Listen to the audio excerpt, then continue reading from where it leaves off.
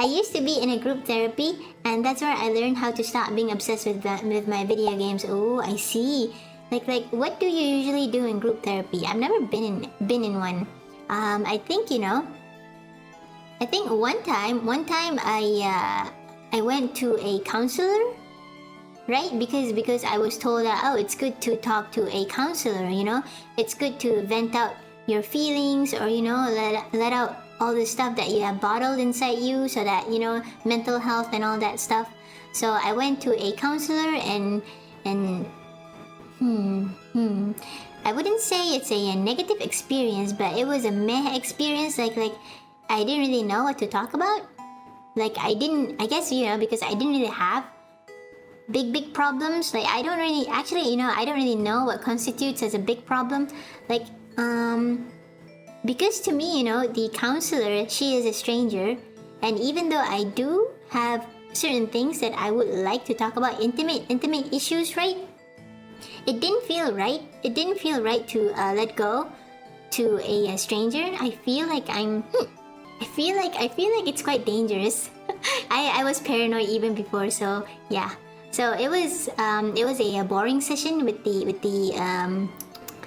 counselor. Basically, we just talked about very normie stuff, like my studies, my school, and like my hobbies. I guess I just simply told her that, yeah, I like to read, and I like to draw, and I like to watch TV and watch movies. I just gave her very nondescript answers, and the whole thing was very lame. So after that, I never went to a counselor anymore. I find it like it was a waste of money. For me, of course. I don't know if other people can benefit from it, but it is not something that benefits me, or is something that I found particularly useful. Like I think I'm better off without meeting that counselor, now that I think about it. When I told my friend my experience, she told me that it was because I didn't find one that is right for me. I should experiment with different counselors so that I can find one that's right for me, is what she advised me. And I'm like, that's a waste of time. Why would I do that? Not only that, it's also a waste of money, right? I go to counselors every day. Twitter, yes.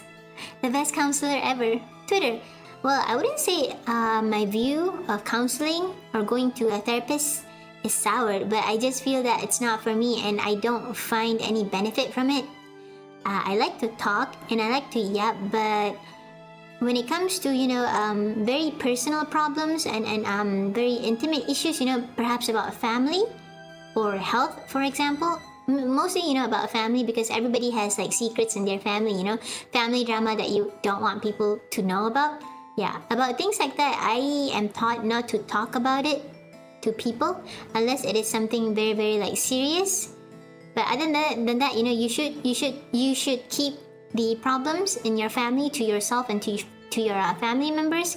You shouldn't involve outsiders. You should find your own way to solve it, because people can't really help you much with it. maybe also it is the kind of thing that you would tell people that you trust, and definitely not a counselor who I see as a stranger. So yes, maybe that's why counseling, it doesn't really do anything for me, and I don't really care for it, right? I'm just saying, like if you have certain problems, right, and there are things that you shouldn't just tell people, even though it's a professional counselor, right? I don't really trust outsiders. It is very difficult for me, and I find it's just me being paranoid. I think even if it's a licensed counselor or a therapist, I don't really trust them 100% to keep my secrets. Anything can happen, so I'm better off not telling people anything, right? I'm just saying it's because I study psychology. Oh, and there are similar stories like yours of people failing to connect and building trust with their therapist and counselor. Yeah, that's it. I see them as outsiders. So it's because I see them as outsiders, I don't want to share anything with them. Like anything too private, like surface level knowledge is fine, but anything deeper is a no-no, I think.